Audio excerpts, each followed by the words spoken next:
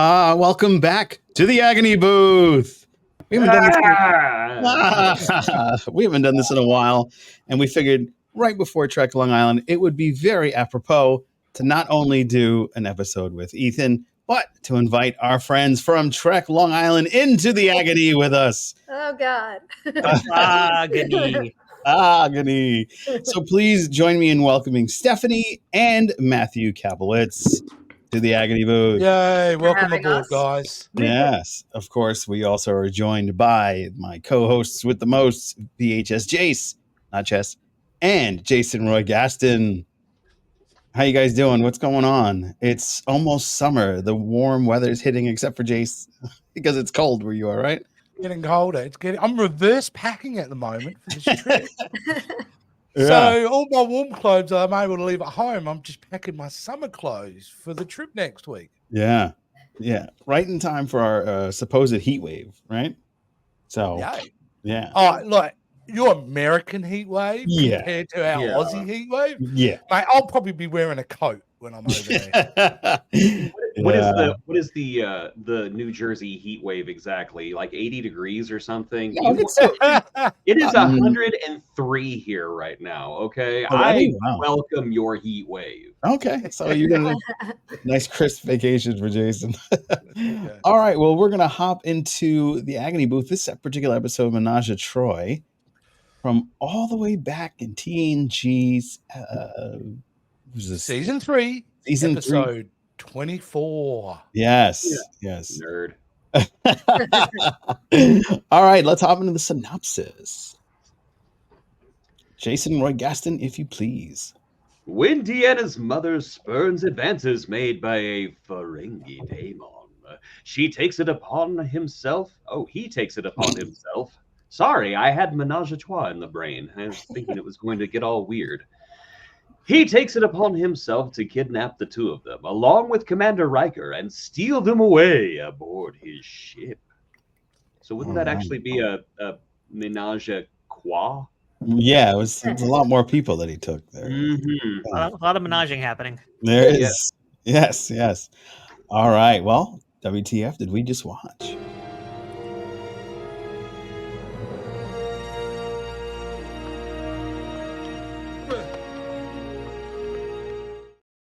I like the update.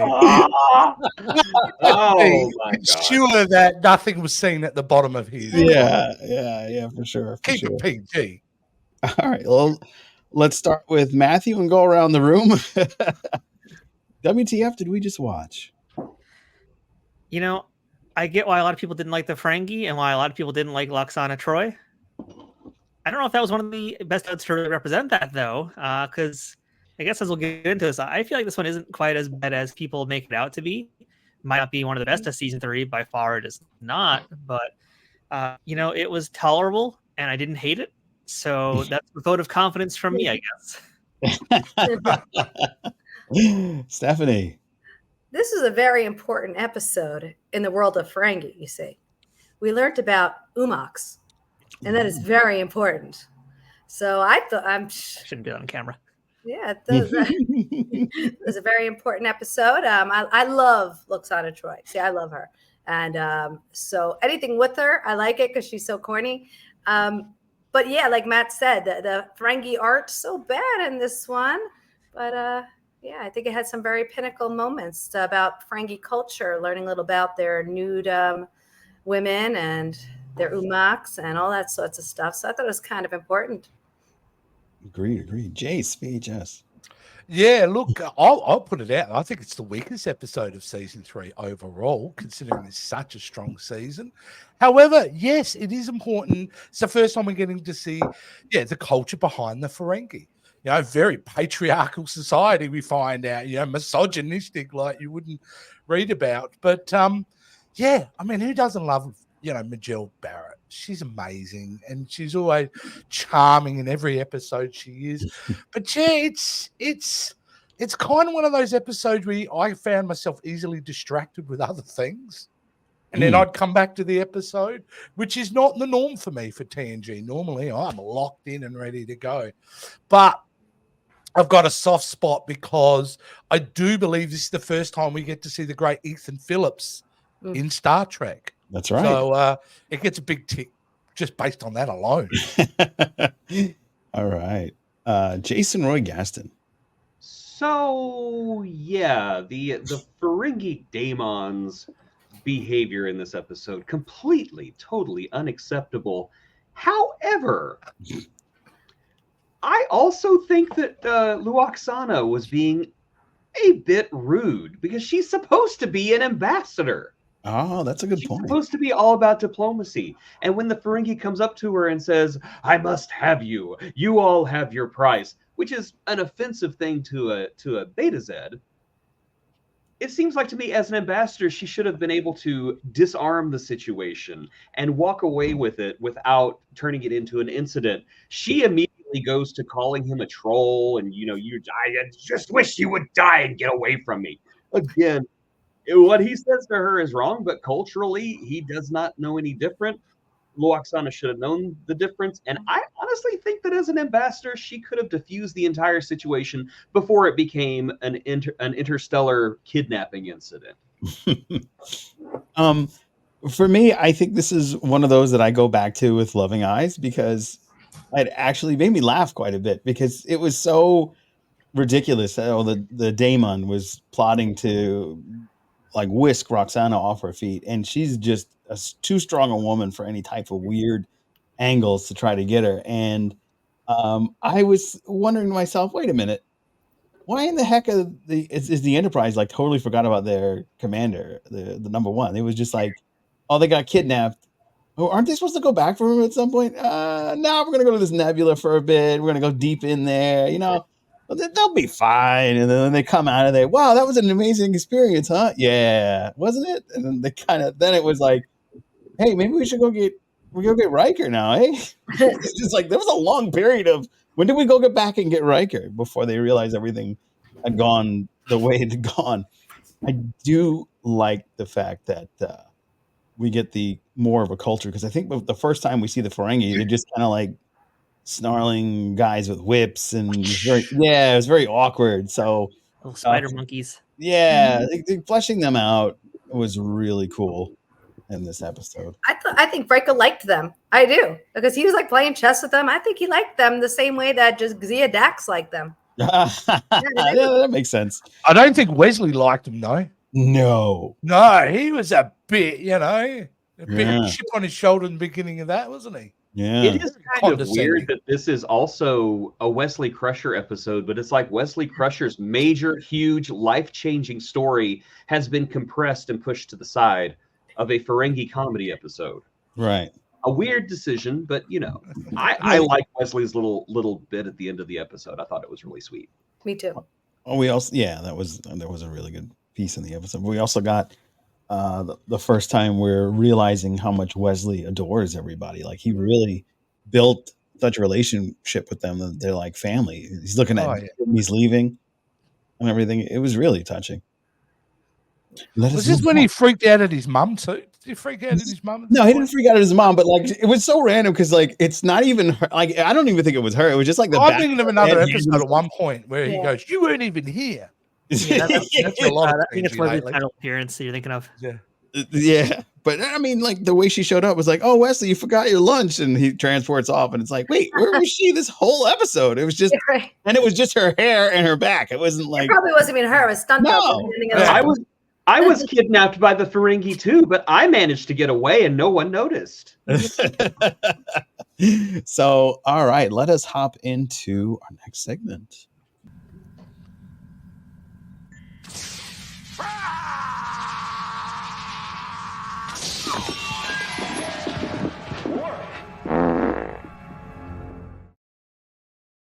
Worf. Got the whole lose control in those situations. Yeah, lose bodily control. It's legit. Yeah. Why would they do that? Why would you think they would put this story on such a strange setup? Why a Ferengi based episode? Well, I think obviously the main point of this episode, I would think, is to reestablish the Ferengi. Yeah. Agreed. And make them not really a joke. I mean, to even think at some point these were going to be intended to be the big bad guys, and it didn't work out. This was their opportunity to recraft the species, and they do a bang-up job in regarding that, knowing that they're misogynistic capitalists is kind of perfect fit for them. Yeah. Jason Roy Gaston. Well, that was something that TNG was always trying to do, was comedy. They were never, I would say, completely successful with it. But I mean, let's face it, you got Luoxana Troi on one hand, you've got the Ferengi on the other hand, two great tastes that should go together. Again, I don't know if they were quite as successful, and quite honestly, I would have rather have seen Luoxana meet Q at some point. Oh, But interesting. There's a book. It's actually really good. It's by Peter David. It's called Q and Law. Read it. It's great. But yeah, I honestly think that's it. Also, Majel was the executive producer's wife. Oh, so it's a little bit of favoritism. A little bit. But well earned. She's fantastic. Oh, she's she amazing. is. She's amazing. Yeah. She was awesome. Yeah. Matthew. I'm going to echo a little bit of both of what the Jasons had just said. And yeah, I think they were trying to not only redeem the Ferengi, they're also probably trying to do a little bit more with Luoxana. Since I know, I think even at this point when the show was first airing, Luoxana might have been still like, not a fan favorite character. And I think this episode did a lot for her. Again, I know a lot of folks like look back and they're like, the two things they hate is Ferengi and Luoxana. And I didn't really think either of those two things were annoying or irritating, and I like both of those things in general. Right. So it definitely felt like it was a redemption road for both of those, species and a character. It was nice to see Luoxana do something, and when we get to the next segment, I'll probably dive a little deeper into that if I can. But I felt like overall it wasn't too bad for what it was trying to do, and I think it accomplished what it was trying to do, which is reestablish Ferengi, give something for Luoxana to do, and also give a bit of a send-off to Wesley. Well, yeah, it would have been cooler if he had done a little bit more. I also feel like, I don't know if it would have fit a full episode. And at least if you put it into this comedy episode, it does make the episode a little bit more like worthwhile to watch again. Because otherwise, it is more of a comedic value episode. Having Wesley have his big moment there, that's kind of now a little bit more important. It makes it a more memorable episode. Yeah, absolutely. Stephanie. I think we're forgetting about a really cool part. The Shakespeare. How cool is that? Yeah. How cool is that? So that's really neat. With a lot of the side middle episodes, the actors can kind of do something fun, something that you wouldn't normally see them do on screen. And Patrick Stewart got to do that. And that was awesome. That was awesome. Absolutely. Another thing, why would you do that, was having the doctor being so maniacal. He was experimenting on Roxanne. It was almost torture. And that's such a campy, like 1950s. Well, what am I going to do to you now? It is kind of weird that the Ferengi would have a mind probe to study brains that could kill them. Meanwhile, in the 21st century, we have MRIs that don't do that. Yeah. I think that throws it back actually to a season 1 episode of TNG. I don't remember the name of the episode now, but it's the one where Picard recovers the Stargazer. And in that one, the bad guy, the Ferengi there, same thing. He has like a mind device that's controlling Picard's mind. So apparently, I think they were trying to establish again, like that the Ferengi aren't just the whip snapping bad guys. Now they're like, they have 4 lobes of their brain. Apparently now, like we can understand why there's an obsession with the brain or the lobes or whatever. So like this was the direction they were trying to go into. Maybe they didn't keep it up in DS9 or beyond, but I feel like that was them just still trying to flesh out who the Ferengi were. Right. I think what makes the Ferengi the most dangerous is the fact they're so capitalistic, because it means they're willing to do anything for profit. Right. Which you always know their kind of motivation, but it also makes them they're willing to do some odd things to get that latinum. Yeah. I mean, acquisition. Yeah. Yep, absolutely. I mean, if you think about it, that's a heck of a way to kind of get an edge over your competitors and or negotiations, because having a telepath that can read everybody else's mind but yours, very profitable. I get the idea behind that. It's like, you know what? I always wanted to read minds. That would kind of work into my my whole schism. So that would really help out in all things negotiation wise. But would this Ferengi actually be the first one to think of that? if they've been out among the galaxy and they've come across betazoids and telepaths and so on and so forth. Would this really be the first time a Ferengi thought, hey, these people who can read minds, they might become handy at some point or another? No, they could go down to Beta Z. They could find some dumb teenager and say, hey, we can make some money. And they're like, okay, let's go make some money. No, they had to go after the Betazoid ambassador and kidnap her. Yeah. This plan does have a lot of holes and does fall apart the more you think about it. But then again, this is not exactly the kind of episode I think you should spend a whole lot of time thinking about. But I think he also did actually form a crush on her. I think that's what I was just going to say. He did it for love, man. That's why. For her. And that's why, and I was going to say, this episode totally changed to me because I just recently watched that other episode of DS9 where Odo melts into her dress. And she says that the guy was the main Ferengi was charming. She says, well, he's actually kind of charming. So it kind of changed it for me. So maybe she, didn't hate him as much as we think. Yeah. It's like, what is it, Beauty and the Beast? Mm-hmm. Like the more you find out about the Beast, he's actually not that bad a guy. Maybe he had bad intentions, but as opposed to Ethan Phillips's Ferengi, who had bad executions.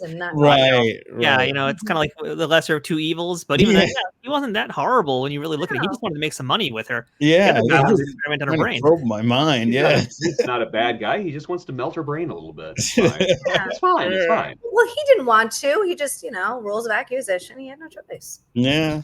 Yeah, you got to lean on those rules.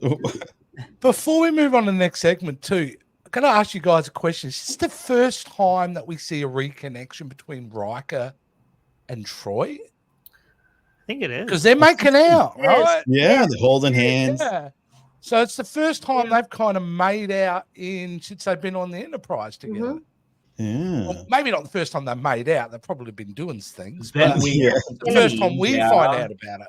Yeah. In the middle of the night, they're hooking up, right? Oh, yeah. I could see them getting off the bridge, being in the turbo lift, going, hey, I have an idea what we could do tonight. Oh, okay. Not the turbo lift. No, I thought you were saying that was the turbo lift. I'm sensing something from you.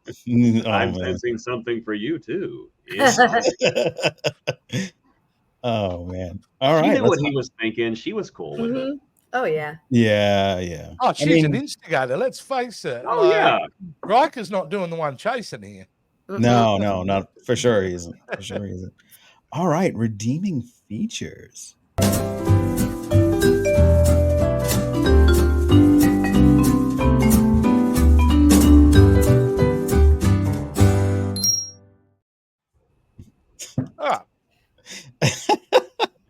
Okay, let me start this one off. I thought that the foreshadowing of Riker and Deanna getting back together was really cool in the mess hall. That was just, oh, hey, Riker, how's it going? And he walks over and kind of like the plant, sowing the seeds, if you will, for them to get back together again.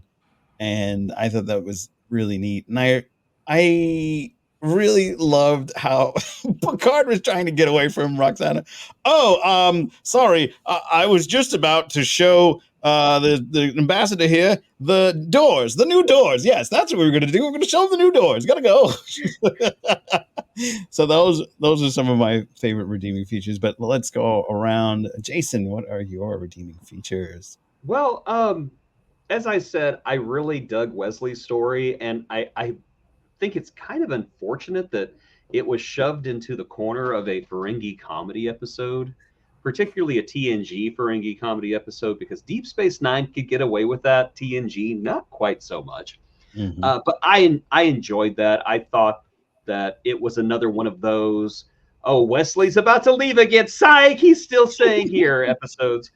But I liked how they resolved it, how Picard admitted that he was kind of holding him back. And I realized that I'm just trying to remember you the way you are now before I give you an actual uniform and you don't look ridiculous in your little weird gray jumpsuit that doesn't zip up in the back. Does it bother anybody else that every time Wesley turned around to walk away, his back zipper was open? Yeah, it was weird. Like, somebody please just walk up behind him and just finish. Like Worf should do. Yes. Yeah, just have Wesley walk by and you just hear zip. Wesley jumps and Worf goes, "It was bothering me." I enjoyed the comedy. I thought the comedy was fun, and it introduced an idea that was really not ever followed up on until Star Trek Lower Decks, and that is that a Betazoid operative would be completely badass because the whole time Luoxana and Deanna are just communicating telepathically. Oh, little one, I'm about to do this. I'm about to do that. Oh, here are the codes. Here are the codes. Could you? Yeah. And then we get those really awesome ambassadors on Lower Decks who are all operatives and they're using their telepathy to overcome the ship. I thought that was really cool. I thought that was a cool use of Betazoid powers that we never saw before and never saw since. Well, until Lower Decks. Until Lower Decks, yes. Yeah. Stephanie. All I could think, you were just talking about how mixing a Ferengi episode with a serious episode and it doesn't work. I'm thinking it makes me think of the DS9 episode. Of course, I'm not remembering which Ferengi episode it was connected to, but you remember the episode where Kira Nerys has her legs stuck in that thing in the tavern, but it's also a Ferengi episode. And it was such a serious episode with Odo, and it's starting to engulf her this thing. You remember that? Yeah. Oh yeah. And it gives me the same vibe as that. We have this really serious thing going on, but the funny Ferengi. And I think the DS9 does pull it off better, but I do see what they were doing. I do see what they were trying to lighten up the Wesley side of things. But yeah, I think they could have given Wesley a little bit more. Maybe like a little less Ferengi and a little bit more Wes. Yeah. Like that. Matthew. I think for me, like the biggest redeeming quality would have been actually looking at the episode through more of a feminist perspective. Because this is like, to bring it to more current times. I feel like, if Luxana had the choice between the bear and a Ferengi, that kind of thing. Wow, you said it. Because basically, this is an episode where she said early on she doesn't need to read minds. That's the thing. They established that the Ferengis can't have their minds read by the Betazoids. Yeah. But as we learn as the episode goes on, Luxana doesn't need to read their minds to know what they want. Right. And so she knows how to dispatch these people without really using her telepathy against them, or she's communicating with her daughter, but she doesn't need them to put thoughts or emotions in their heads or whatever. She knows what he wants to hear. She's like, "Oh, tell me about how big and strong you are. Tell me about your acquisitions. Let me rub your ears." Like, she just knows how to get exactly what she wants. She plays him without using her powers, really. Her powers are really supplemental. So I think it also kind of shows the strength of this character. I think it kind of gets lost in a bit of the story here. But for me, that was actually a really cool feature because, again, a lot of people don't like Luxana. And I feel like this is one of those episodes where it's like, if you didn't like her in this one here, I don't know if I agree, because she showed herself as being a much stronger character as opposed to being like the more whiny character we saw initially. She's actually showing her strength here. She's showing why she is the fifth seed of whatever, the yada yada. We're seeing why she has the sacred chalice. The sacred chalice thing. Yeah, so molded it. I kind of dug that. That was my big thing. Plus Ferengi, I like Ferengis, but to me that was cool because it's like, all right, more stuff that establishes Luxana is a badass and a strong character, and not reasons to dislike her. Yeah. See, now all I can think about is the Grand Nagus sitting there with his staff looking at a woman saying, "But have you ever really been in a room with a bear before?" They're not easy to deal with. Your VHS Jace. Look, I think the strength of this episode, and I think really builds upon, I think the funnest thing in the whole TNG is the relationship between Troi and her mum. That back and forward, which continues to grow and is always very relatable. If anyone, has an issue with their siblings or complicated relationships with their parents, they play this out really, really well here. The other big bonus is obviously, yes, as we spoke about before, the expanding on the Ferengi culture, I mean, finding out that if you rub their ears, they're putty in your hand, that's always fun, isn't it? Yeah. It was driving me nuts. They weren't calling them lobes, though. I was like, no, ears are lobes. Gosh darn it. Yeah. It's also a weird thing when she's rubbing because I'm going, if we were to, I don't want to even try and equate that what the human equivalent would be. I think we're getting into R-rated material, so we're just best leaving that as it is. But yeah, look, I don't think this episode was really designed to be revisited again and again and again. I think it's, remember of the day when they were making this would play once and maybe play again in the future in syndication, but that's what it was. So on the surface level, it is kind of enjoying, but it does start to structurally fall apart the more you analyze this episode from my perspective. But overall, yeah, that's what I liked anyway. Now, do we think that the Doctor would take over the ship? That Ethan Phillips' character would ultimately... Not for a second. No. Not for a second, no. Not that level of villainy, eh? No. Oh, he didn't come off...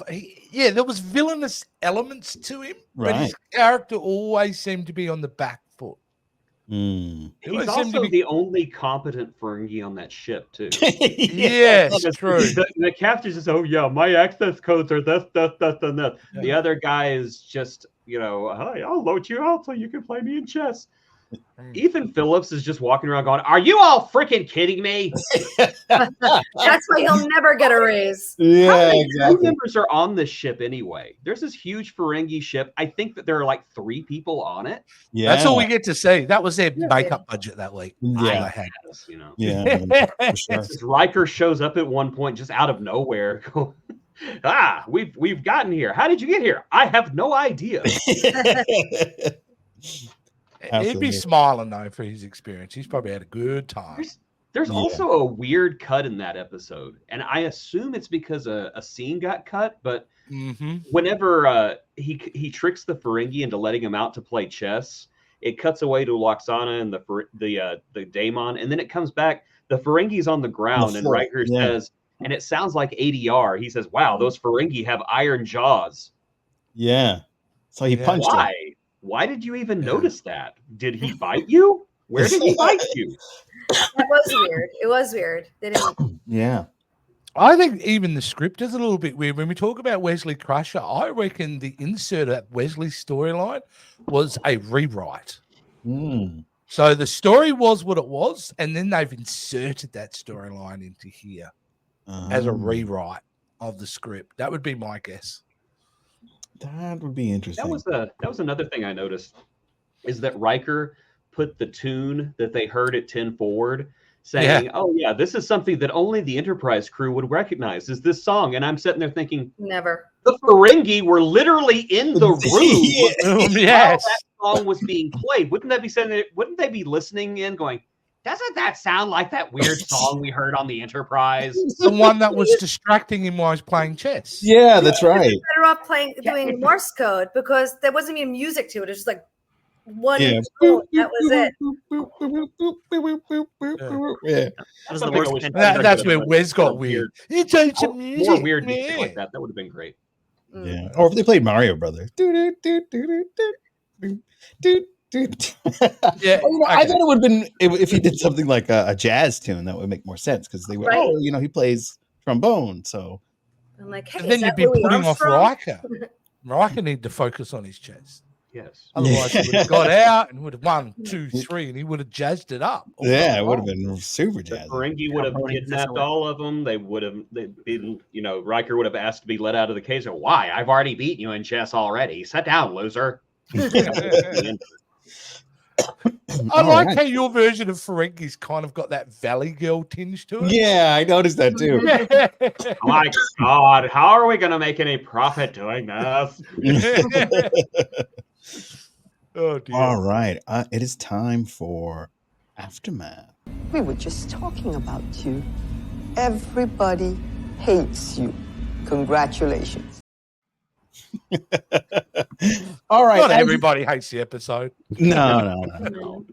As you know, we are all going to be hanging out together in less than 10 days at Trek Long Island 2. It is going to be so amazing. There's so many people you got to come meet, get some autographs, talk to some authors, actors, us, and so much more. Us. Yeah, like literally for the first time. And we have the people behind the magic that is Trek Long Island 2. Magical. Yes, you guys are. So, guys, go ahead. Tell us more about what's happening. We've been plugging it since March, I think. Months now, I think. Months, yeah. Talk about it every week. Yeah, so we're very excited. So, So it's a really nice convention, and everybody should go. No, I don't know. Jeez, how do I? You just like throw me out there. Say it. Amazing. Okay, so everybody, it's go, Matt. You start. I'll work off of you. So this is the second year of Trek Long Island. The first year was you were there, Joe, as well. Yep. Captain Quadrant was there. So 2023 was year one over in the Hyatt Regency in Hop Hog, Long Island. Armin Shimmerman will learn how to say it hopefully during this year's event. No, you and we'll see how that goes. Everybody's going to teach him how to say it. Believe me. So now we're heading into year two, and the way we kind of like to talk about Trek Long Island is this isn't like the Trek show in Vegas. This isn't like the one that's traveling to like the big cities or whatever. Like this is your local Trek convention. This is like the way conventions are kind of meant to be. This isn't San Diego Comic-Con. This isn't New York Comic-Con. This isn't GalaxyCon. This is Trek Long Island. And there's two ways you can look at it. You can look at it as either being a small show, which is true because it is a small show comparatively speaking to anything like that. But the other way to look at it is that it's an intimate show. And that means a lot of really good things because that means you can, of course, as I start doing the plug, my phone starts ringing. The nice thing about having an intimate show is like you can actually spend time with people as opposed to like if you're at an SDCC, you don't get to have a quality time with the guests. You don't get to really have quality time with just strangers walking around who share the same interests. When you're at Trek Long Island, you get to really talk to the celebrity guests. You get to really spend time with them. You're not going to have a line that's going to take you an hour to meet somebody. Like I think the longest I waited last year was like 5 minutes, and there was like one or two people in front of me. That was it, like, and I could come back. Come back and just walk right up to the person if there's a line. Honestly, that's what happened. So as I'm thinking about it, I'm like the only person I waited for was actually was Robin Curtis brief, and I was like, I'll come back, and I did that. It was like a 5-minute wait because but it's a small show. Even on the busy day, it's still not going to be a line out the door to meet somebody, and you could actually really have a conversation with them. You'll get your moment. Like I spent 10 minutes talking to David Ajala last year, which was wild. That's cool. Yeah. So, that's kind of nice thing is you're going to be able to really have a lot of fun, meet the fans, talk to the fans. And again, being a smaller show, it's more intimate, meaning you're going to see the same faces of fans again and again, whether it's in the panel rooms or whether it's on the showroom floor, whether you're getting lunch upstairs, like you're going to meet the same people. You're going to have like friends within hours. So it's just a lot of fun because of the size of it. And, we've done, and Scifi has done a ton of work to make this a much bigger show this year. We have a bigger, we have our vendor room is bigger this year. We definitely have a bigger vendor room. I also have an artist room where Kavita is going to be doing an art show. So right behind where we did autographs last year, you're going to go in, just meet an art gallery with all of her works on display. And that's Kavita Maharaj. If you guys aren't familiar with her work, she does really amazing photorealistic portraits. Portraits of a lot of different Trek people, but also she's doing starships now, which are gorgeous. So, photorealistic with a lot of really cool, trippy, spacey, Cosmo backgrounds as well. She's really great stuff. Beautiful work. So you'll find that, and meet and greets. We're doing some meet and greets this year. We've actually sold out of the Armin Shimmerman one, the Shakespeare one. We're doing a Shakespeare meet and greet with him. That one sold out of. I wish I did 2 of them. But we have a couple more left. If people want to sit with Locke and meet Locke and Janet Kidder, and that's going to be meet and greet for that. And there's a couple others, tea with the admirals. If you want to sit down and have some tea, we're doing that this year. But it's going to be crazy. We have a lot more entertainment. We have entertainment on Friday evening too. Bonnie Gordon and Chase Mastid on the stage. Klingon Pop Warriors come in to sing some Klingon music with pop music. So pop music with Klingon lyrics, the other way around. And it's gonna be awesome. And besides all the celebrities as well, we have just a lot of fun things you can do that aren't. You can check out the vendor room. But there's also gonna be a ton of panels besides those celebrity panels. There's gonna be a whole separate track for science because Trek Long Island is big on education. So there's gonna be a whole bunch of science panels that really dig into the science part of sci-fi. And because Stephanie is a librarian, we're doing a bunch of really cool stuff with a lot of authors this year. And we did it last year too.